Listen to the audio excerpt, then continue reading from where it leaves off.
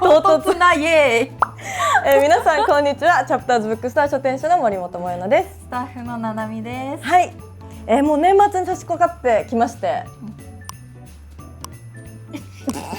どっから元気ですか？元気です。最近のチャプターズニュース言っとく。最近のってか今年のチャプターズニュース。今年大変でしたね。まず、萌乃さん出版から始まり。そうだよね。出版と出展を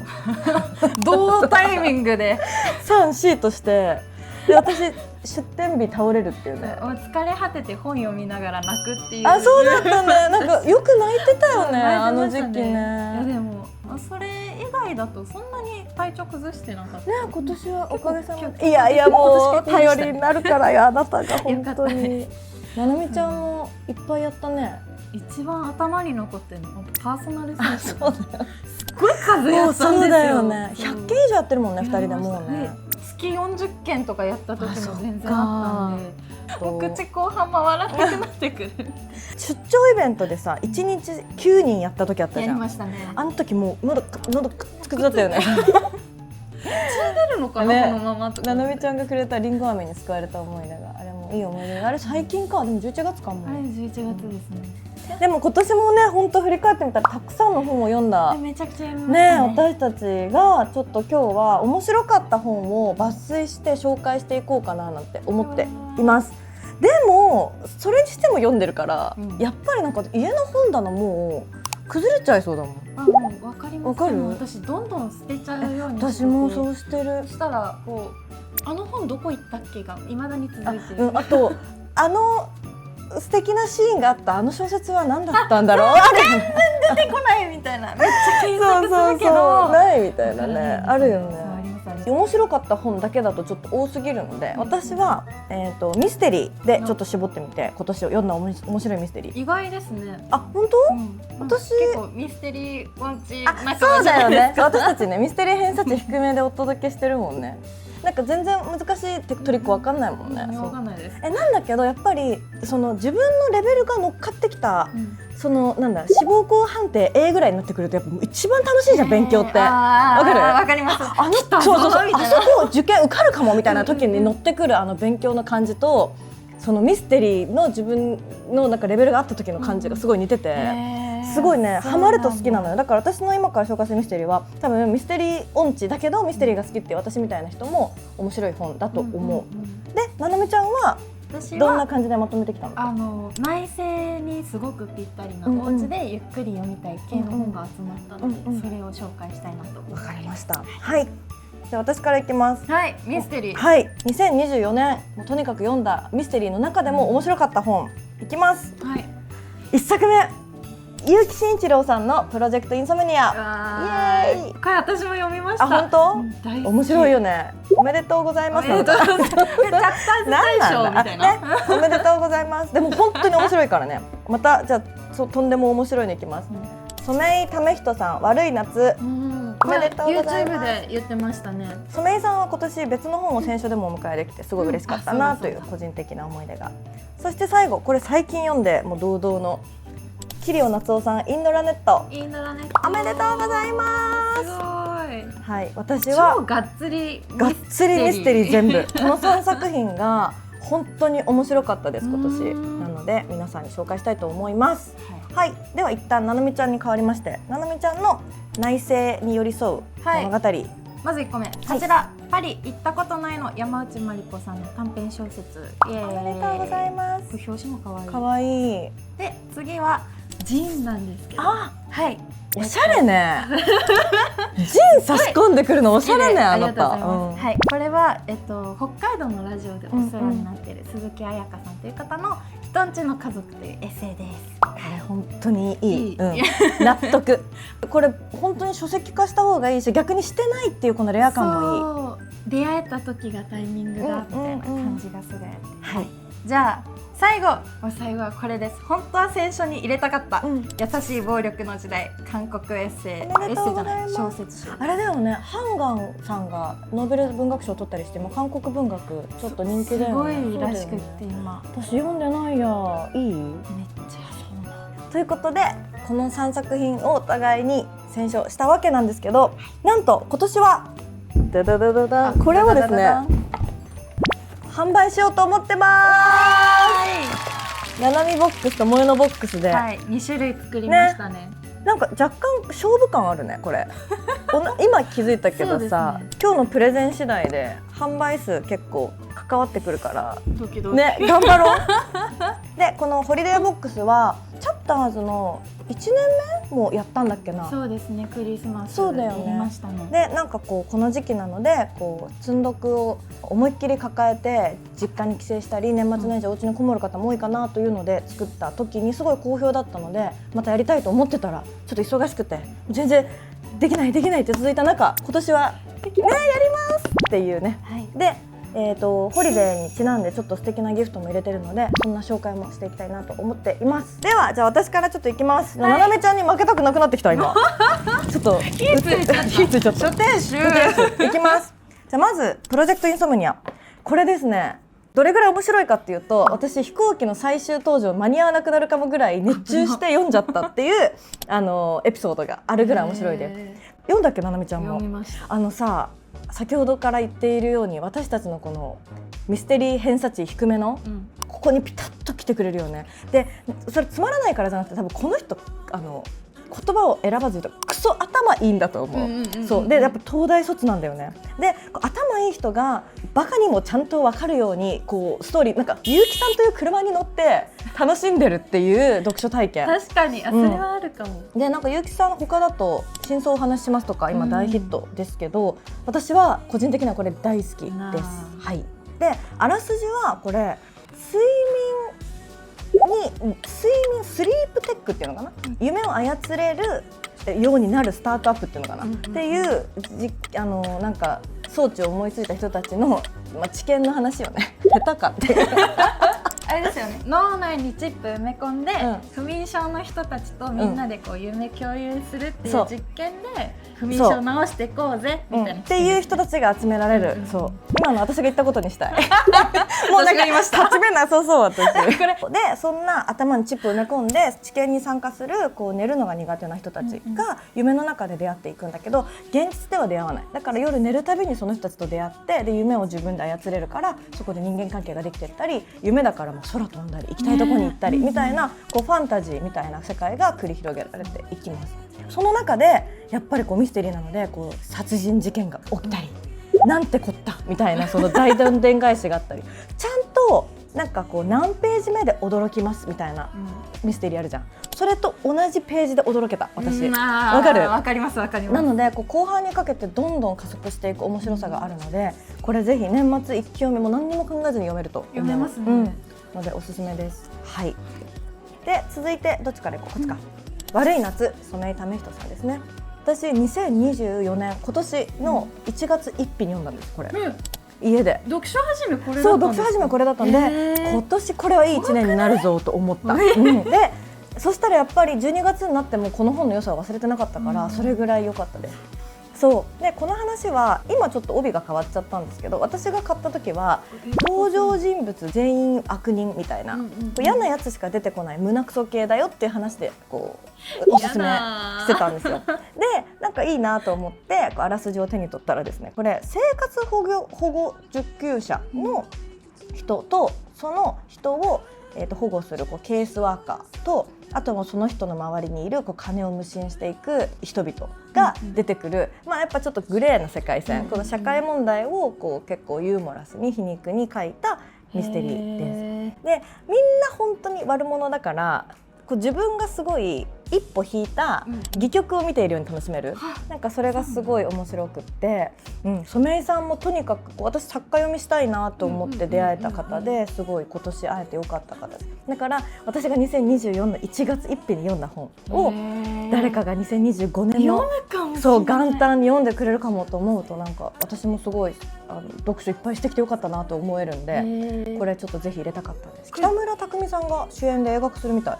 もっと話題になるかもね。じゃあ読書始めに読んでズーンってなんなかったんいやですか？これねちょっとこうブラックユーモアなのよずっと。心の優しい人にはちょっと向かないかもしれないんだけど、本ってさその自分の絶対にやらないけど考えてしまったり、一番最悪なケースにこう触れてくれて、こんな悪いこと考えるの自分だけじゃないんだって思わせてくれる安心感もあるじゃない。それをくれる感じなので、これはこう振り切った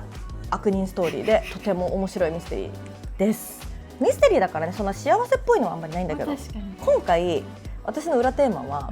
年末年始って意外と暇じゃないっていうので、何も考えず1ページ目から面白いミステリーだけにしたので、そういう意味だと本当にこの2冊は秀逸で、そして最後のこれもそこに入ってきます。インドラネット、これ結構最近出会ったんですけど、夜の1時ぐらいに読み始めちゃって、3時半ぐらいまで4時ぐらいまで行っちゃって、もう本当に面白かった。なんかもう最後どうなるんだろうと思って気になっちゃって、これはなんてことないです。話としてはカンボジアにいなくなった友達を探しに行くっていうロードトリップ的な感じで、だから旅かけるミステリーみたいな。なので私は旅とか食事の描写とか特に小説で好きなので、そこにもこうぐさっとこうハマっちゃって夢中になって読み進めちゃったんだけど、難しい事件は起きないです。失踪した友達を追ってカンボジアに行くっていう話で、その友達はなぜ失踪したのかっていう、もうそこだけの追求だから、なんか難しいこう名探偵コナンみたいなやつとかないのよ。なのでなんか私は結構その人はなぜそれを犯したのか、そんな罪を犯したのかっていう、あと犯人は誰なのかっていうミステリーが私レベルだとすごい一番楽しいなと思える中だと、これは本当に旅選手とかで入れようかなとも来年思ったぐらい。カンボジアでなぜいなくなったのかっていう真相を追うっていう意味だと一番ミステリー感が強いかも。でも本当にもうね3ページぐらい読んで、やばいもう面白いすごい早っ思う 3冊だから、売れたら嬉しいというか、同じような気持ちの人いたら嬉しいなとすごい思います。はい、すごいな。3ページ強っ。よかった。で今回はこんなボックスでお届けするんですけど、私のこの読んだら最後一気読みミステリーボックスもななみちゃんの内省ボックスもどちらにもチャプターズで12ヶ月選書して、お互いに個人的にね一番面白かった本も入れております。そうですね。それがこれは内緒ですお届けまでのお楽しみです。はい、これは今年出会って本当にこんなにまだまだ小説って面白いし美しいんだって思わせてくれたっていうので、なんかさ期待値からの読後の満足感のこのギャップも結構本との思い出に関わるじゃない。例えば私が好きなもう奥田英夫さんとかって好きだからさ、もう読んだらもう面白いって分かってるから、ギャップでいくとこれぐらいしかないのよ。でもこの人は初見だし、まあ読んでみるかぐらいのこれぐらいの期待値だったから、もう素晴らしいこの深みというか厚みをくれて、なんかそういった意味でも私の中では今年1位でした。チャプターズのお客様は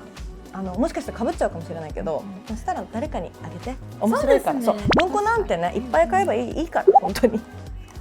でこの4冊と合わせて入れているのがこちらです。エソラニさんの思い出オイル。もうこれも可愛いよね。これはななみちゃんのやつと私のやつ同じこの思い出オイルが入っているんだけど、香りがそれぞれ違うんですよね。ボックスに合わせて香りも変えてみました。なのでちょっとこの話は後でしてみようかなと思います。それでは高校ななみちゃんボックス、温まりました。温まりました。はい、だいぶ温まりましたけども、お願いします。じゃあ私まずさっき紹介した順序でいこうかな。私これですね。パリ行ったことないのという山内まりこさんの短編小説集になっております。これよく見かけるけど、ななみちゃんが読んでそんなグッときてたって知らなかった。本当ですか？私山内まりこさん去年か初めて読んでハマったんですね。そうだったんだ。結構都市と地方とか、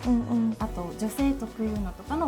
鬱屈とした気持ちを書くのがすごく上手な作家さんで、これは登場人物10人ぐらい、みんな女性なんですけど、その10人が全員パリに憧れを持っているけど、行けてないっていうなんか理想の自分と現実の自分を照らし合わせてちょっと鬱になっちゃうみたいな、そうなんだ。短編小説集になってパリに行きたいと思ってるんだ。パリに行きたいとか、すごく昔に行ってまた行きたいなと思ってるけどみたいな、やっぱりこう大人になるといろんなこと言い訳にして、お金がない、時間がない、タイミングがとか言って後回しにしちゃうじゃないですか。そういうのをテーマにして書かれてるんですけど、すごく可愛くって、どの話のラストがちょっとこうキュンとするような、なんでやれてないことを責め立てるような話では全くなくって、それもそれでいいんじゃないみたいな、多分こう思って実際に動いた時がタイミングだよみたいな、こう優しく背中を押してくれるような本になってて、すごくいい。でこれは短編小説集なんですけど、1ページ目からちゃんとこう順序を踏んで読んでほしい。ラストが最高なんです。そう、ちょっとこれ言わない方が楽しいかなって思うんですけど、ちゃんと1章ずつ読んでほしいなと思ってます。これ読んだらパリ行きたくなっちゃう。行きたくなる。本当？よく行かれるからいいかもね。いいと思います。次行く時読もうかな。ぜひぜひ。はい、という感じです。来年の旅欲がちょっと高まるかもね。なんで来年の目標とかを立てるときに、そういえば私のやりたいこと何だったっけっていう考えるきっかけにもすごくなるかなって思って、内省するのにいいなっていうのでちょっとピックアップして。そうね、テーマ内省だもんね。私のテーマ内省なんですけど、でなんで内省かって言ったら、そういう内省系の本が好きっていうのもあるんですけど、私冬めちゃくちゃ苦手なんです。そうだ。そう、本当に来ませんもんね。来ません。今日もお家で。なんで私のこのボックスのテーマは、家から一歩も出たくないっていう、家でベッドの上とかソファーの上とかでぬくぬく温まりながら読みたい本っていうので、家の中で完結する。これだけあれば出なくて大丈夫。これはもう奄美大島出身の大の冬の苦手な女がいるので、すごい説得力がある。そうね。はい、で2個目これです。そっち行く。彩香さんの。これちょっとずるいよね。本屋さんで見つからないもんね。これは本当そうですね。私結構ジン好きで、それこそいつもインスタとかツイッターとかでこうジンの情報とか見るのも追っかけるのも好きなんですけど、これはちょっとつながりがあって、彩香さんからご紹介いただいた本で、やっぱり人んちの家族って言って本当に彩香さんの家族の話、だからもう私からしたらマジで人んちの家族なんですけど、人んちの話だから、ちょっとしたこう失敗とか事故とかも面白おかしく読めちゃうよねっていう、こうよくパーソナル選手してる時もエッセイってこうちょっとリアルすぎるから読めないとか、何が面白いかわからないっていう方が結構いらっしゃるんですよ。でもこれそういう方こそ読んでほしい。なんだろう、エッセイの良さ、本当にこれよねっていうのがそう感じられるし、やっぱりこう家族をテーマにしてたりとか、あと大切な人に触れてるエッセイなので、読み終わった後にお母さんとか弟とかもみんな家族抱きしめたくなる、大好きって言いたくなるぐらい、すごく心も温まる一冊で、寒い時期にはめっちゃぴったりだなって思います。でこれ結構薄めなんで、初めてのエッセイみたいなので捉えるのもすごいいいかなって思います。あとはね、これだけちょっと特別経路、鈴木彩香さん著者から直接ご購入させていただいたので、なかなか手にも入らないという意味だと、ちょっと特別感がねあるかも。はい。読んでほしい。私もすごい好きでした。これいいですよね。これなんか私良すぎて道端で読んじゃった。行きたいもうと思って。これ泣けるよね。私おばあちゃんの話も好きだし、あとなんだっけ、娘ちゃんが意外とこう深いことを言うやつシーンも結構好きですね。いや本当に短いこの作品をでこんなに温かく優しい気持ちにさせてくれるんだっていうのは。鈴木彩子さんデビューしそうだな。してほしいですね。なかなかチャプターズ文庫しか入れないんで、ジンとか多分入れる機会はないかなって思うんですけど、文庫サイズだしね。そうなんですよ。これちょうど良かったね。お迎えしやすかったね。いや悔しいわ。素晴らしい。はい。最後これ、私これが多分一番好きかもしれない。本当。韓国文学、優しい暴力の時代っていう。私も試してみたいな。韓国文学って割とセルフケアみたいなののテーマのエッセイとかが多かったり、あとこうちょっと不思議な雰囲気漂う、なんだろうな、村上春樹のつかみどころのないなんだこれみたいな、わかるわかる。SF とかファンタジーっぽい要素が多いよね。が漂ってる、それこそ小説とかが多かったりするんですけど、これはどっちも楽しめるハイブリッド小説みたいなところがあって、短編小説集なんでいろんな話が何個か入ってるやつなんですけど、その登場人物全員がじゃあ人との別れとか、じゃあ誰かを傷つけたり傷つけられたりっていうので、心にちょっと傷とかぽっかり穴が開いちゃってる人たちが、まあ、主人公になってて、いろんな過程を得ながらどうやってこう次の一歩を踏み出していくかみたいな、ちょっと立ち止まった時、その立ち止まった期間が長いと、あれ私今までどうやって生きてきたんだっけみたいな、分かんなくなっちゃう時あるじゃないですか。その一歩目の踏み出し方を思い出させてくれる、すっごく優しい一冊で、これはどの本もすごく好きで、私家にあるやつも読みすぎて結構ボロボロ、今年読んだ本なのに。全部の短編が傷を負った人が主人公ってこと？傷を負った人っていうか、何かしらちょっと心がぽっかり穴開いちゃってる、それがこう自分が誰かを傷つけちゃったもあるし、傷つけられたもあるし。そうか、傷つけた時のトラウマってそっちの方が辛かったりするよね。意外と自分は覚えてるけど、当の本人は意外と覚えてなかったり、逆にこっちは覚えてないのに向こうは傷つけられたってことを一生覚えてたりとか、なんで結構今心のお天気がそれこそ曇りとか小雨とか、ちょっとこうあんまり良くないなっていう時にすごく優しく包んでくれる。なんかタイトルもいいね、優しい暴力の時代って、その傷つけたり傷つけられたりって良かれと思ってやってる時もきっとあるもんね。なんかそういう意味でいやー素晴らしい。途中で作家さん、このチョン・イヒョンさんの、なんでこの本書いたかみたいな後書きがさらっとあるんですけど、現代人って今すごく言葉を発信できる時代、だからこうなんだろう、意図せず人を傷つけちゃったりとか、だからこう握手の感覚でスパッと手が切れるような、そう鋭い言葉を持つ時があるから、そういうのにこう寄り添えるように、自分も理解できるようにずっと本を書き続けるんだみたいなのが書いてあって、すごくいい作家さんだなって思って、この作家さん読もうと思って何があるかなって見たんですよ。めっちゃ可愛くて、ロマンティックな愛と社会って本がある。読みたいね、可愛いね。これを次読みたいなって思ってまだ読めてない次第です。いいな、私斜めボックス買おうかしら。だから交換しよっか年末。いいねいいね。私ちょっと気になった。これ特に読みたいかも。これめっちゃ良かったです。本当に素晴らしいです。で、そうだ、私のボックスには、これは新書です。ちょっとブックカバーのサイズが、じゃあ分かる人は分かるかな。チャッターズで届けたなんですけど、これは言葉をテーマにした新書なんですけど、これすっごい評判良かったね、お客様からも。これもすっごい良かった。これは入れられて良かったなって特に思う一冊なんですけど、届いてからのお楽しみです。で、ボックスに入ってるオイルは静かな雪の足音という、まさに冬今ぴったりだね。なんで家からは出たくないけど、冬のちょっとこうしっとりしたホクホクとした感じを楽しみたいなっていうのでいくと、この冬のすごくぴったりな、香りになっております。ということで、お互いのボックスを紹介しましたが、このオイルの話をしてみましょうか。そうですね、エスラニさん可愛いよね。ちょっと早速開けてみたいと思います。これ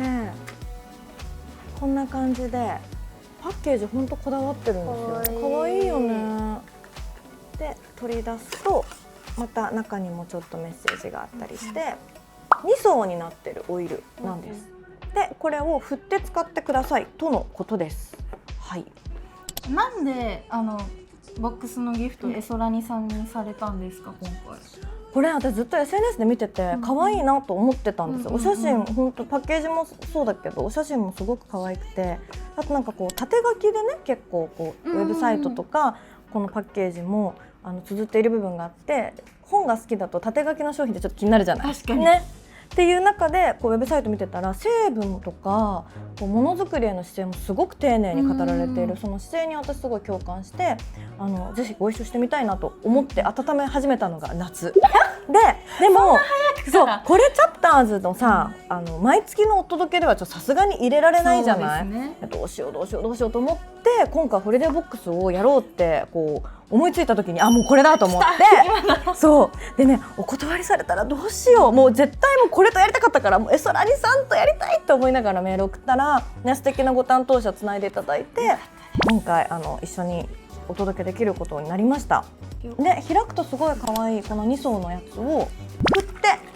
私さっき振っちゃった使からうんだそうです。真っ白だ。ななみちゃんの方黄色いね。やっ私ぱ黄色と白の2層になってたんです。私ピンクと紫、青か、を混ぜると紫になるのかな。ちょっとじゃあ使ってみよう。これは、オイルなので化粧水の前のひと手間に加えてもいいし、これだけでオールインワンで使ってもいいし、洗顔の後に使って万能ですね。そうみんな自分の好きな時に冬のケア、保湿ケアとして入れてねとのことです。いい匂いいね。なんか私のは結構さっぱりした水平線の向こう側だ。これミステリー読んだ後にすっきりみたいな、ちょっと頭をちょっとクールダウンさせる気持ち変わるのでもいいかも。ななみちゃんの方は私結構ミルキーな、いい、かわいい温まるかな。ね、温かいね。そうだよね。ななみちゃんのボックスに入っている女の子はゆきんこなんだ。そうですそうですそうです。だから本当にまさにこの季節にぴったりで、ちょっと潤い成分も強いみたいね。私乾燥肌なんでありがたい。ちょうどいい私の方はもうちょっとこうバランスよく配合されたやつみたいで、麦わら帽子でちょっと夏っぽいけれどもうオールシーズンいけるというので、でこれもちろん今ねコスメは男性も当たり前に使うのでジェンダーフリーなんですけど、パッケージはさちょっと女の子っぽいじゃない。でも開けるとこのワンピースの部分だけこうね切り取られていて、なんかこういい感じにこうデザインで、なんていうんですか、ニュアンスデザイン、ね、ニュアンスでこうまとまってる抽象度が上がるので、男性の家にあっても全然恥ずかしくないなというこのパッケージがすごい可愛いなと思っております。これ可愛いのが、ここに思い出は出したままだと色あせてしまうため、使い終わったら箱の中に沿ってしまっておくように。そうか。ここだと多分男性の場合はここだけで保管しておくと、そうだね、よりいいかもしれない。じゃあ皆さんお家届いたらぜひこれ保管一個一個ね1回ずつ入れて保管してほしいなと思います。可愛いよね。ちょっとやっぱ小説意識してるのかな、この開ける感じもね。なんかこれブランドのご担当者さんに聞いたところ、パッケージデザインから入ったんですって。だけどデザインオリエンテッドな商品だけど物もいいものを作りたいっていうところですごい丁寧に時間をかけて作ったっていうふうにおっしゃっていて、皆さんにお届け時にはこのねエソラニさんのブランドブックも一緒に届けていくので、ぜひこれもねもう一個商品あるのよ。呼び水バームっていう、もうこれも欲しくなっちゃうかもしれないで全部エソラニの商品は滋賀県の工場で作るジャパンメイドにこだわっていて、こんなに説明するんだってぐらいウェブサイトさ成分開示されてたよね。すごいですよね。そこもすごく共感を持ちました。なんかだからいいとかっていう、そのオーガニックだから食べたいとかっていうより、私はこの人たち精神誠意ものに向き合ってるなっていう思いがこもってるっていうのがもうサイト上で伝わりすぎて、なんかその宿る思いがやっぱ私は消費の時に気になるので、気持ちよく使えるなっていうことで皆さんにも届けたいと思った次第です。はい。私今もうこれ早速お家で使ってるんですけど、私は化粧水の前にこうつけてちょっとこうしっとりさせてから普通のお手入れに入ってます。私スキンケア大好きだからいろんなことしたいから。私結構お皿洗いする機会が多くて、なんで手荒れなんかハンドオイルみたいなのが結構いいかなって思ったり、あとあれです、本読むときにちょっといいな。そうだね。なんか香り変えると読書もちょっとリフレッシュしたりするんで、そういうことにも使ってもらえたら嬉しいです。というところで、私の読み始めたら最後一気読みミステリー4作にはこの思い出オイルの水平線の向こう側が、そしてななみちゃんの家から一歩も出たくない冬の内戦に寄り添う4作のボックスは、この静かな雪の足音っていう香りがついてきます。はい、皆さんもう販売始まってるんですけど、12月の20日まで販売していて、一斉に私たちがねもう市ヶ谷から手作業でお届けしていくんで年末には間に合うと思うので、年末年始の皆さんの読書タイムに寄り添えればなと、お届けできればと思ってます。なんか今ね、もしお仕事忙しくてもね、もうこれ買っとけば年末はねもう本屋さん行かなくてももう面白い本が家に届いて、間違いない本が届いてるんで。これもう発売始まってて、実は2箱買ってくれてる方もちょこちょこね、嬉しいね。なのででもね損はさせないと思う。そういう人もいるかなと思ってオイルも香り変えたので、でまあ思い出オイル1個でいいわって方、あとはこの本読んでたわって方はこう何個か間引いてお友達にプレゼントみたいなね、こうお裾分け的な感じで使ってもいいかもしれない、っていうので皆さんちょっと楽しんでほしいです。チャプターズ普段は月額サブスクリプションで、ね、お届けしているので、これ単発の機会って本当に今年初めて、今年はそうですね、本はそうだよね、限定企画みたいなのを初めてなので、YouTube 見てくださってる皆さんにも私たちのこう本屋さん体験をしてもらえたらなと思っています。はい、素敵に丁寧に届けますので、ぜひショップチャンネルみたいなぜひ今だけはい、皆さんたくさんの、お買い求めお待ちしております。はい、はい、そしてもっとテレビショッピングみたいなことしていい？本当にこのボックス売りたいなと思って、みんなに届けたいなと思って、今日これ配信が金曜日でしょ、金土日でチャプターズの本体のね3ヶ月プランに申し込んでくださった方には、なんとこちらのボックス抽選で5名様にプレゼントします。すごくない？これさ7920円なのよ、でチャプターズ3ヶ月プラン6280円6380円なのよ。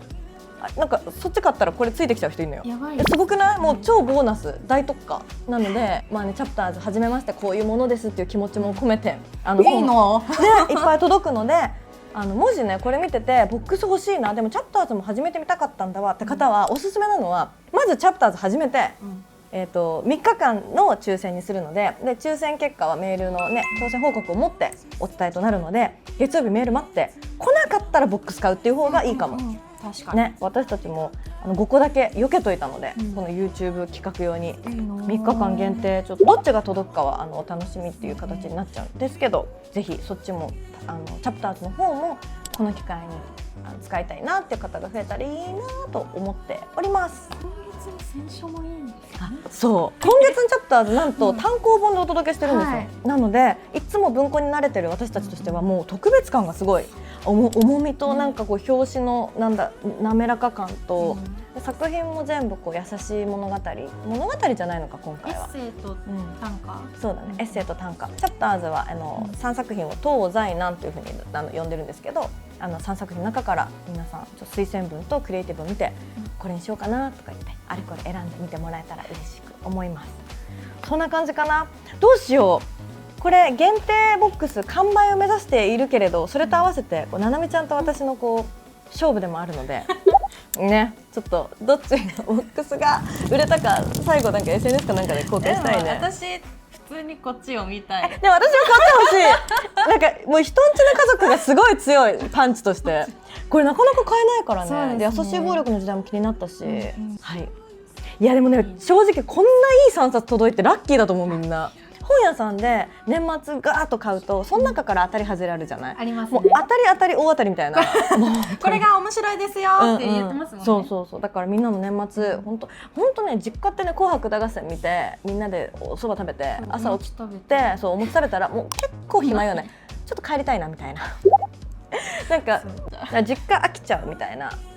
共感してくれる人いたら、あとね一人で過ごす方とかもいるかもしれないんですけど、もうこれさえあれば一人で過ごす人とかも2箱あったらさもうね全然怖くない。そうちょっと本屋さんに行く時間ない方もいると思うので、その忙しい方のご褒美になればなと思っております。はい、購入は、YouTube の下の欄に、出てるのでそこから、リンク飛んでみてください。はい。あとは完売はするのかな。でも早い方がいいかもね。買うのもうちょこちょこ売れ始めてるので、そんなに量は用意してないので、はい。じゃあ気になった方はぜひお買い求めください。お届けは年末年始26、27、28、29ぐらいには届くよね。届くと思いますので楽しみに。それではまた皆さん、ボックス届くのを私たちも梱包作業楽しみにしてます。失礼します。バイバーイ。